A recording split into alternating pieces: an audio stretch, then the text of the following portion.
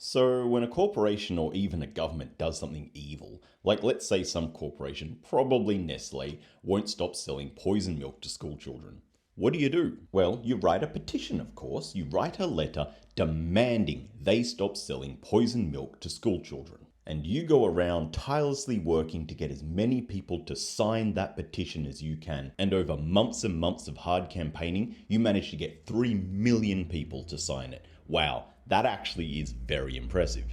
And then you send that petition to the Poison Milk Corporation, and the assistant to the CEO reads it. And then they laugh at it and throw it in the bin. And then they go right back to selling poison milk to school children without even a pause in production.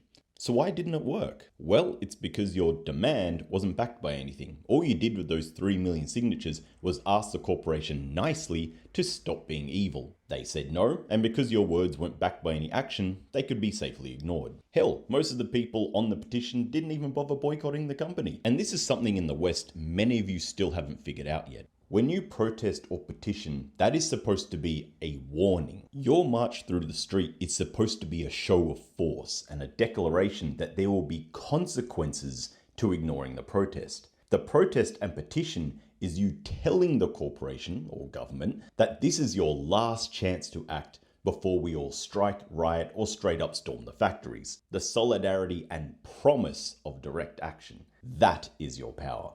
Because without that promise of consequences, your petition isn't even worth the paper it's printed on. If your peaceful march or strongly worded petition is the totality of your protest, then you will fail 100% of the time. And this is also why those in power keep telling you to make your protest respectful and non-disruptive, because if your protest doesn't disrupt anything, then your protest can be safely ignored.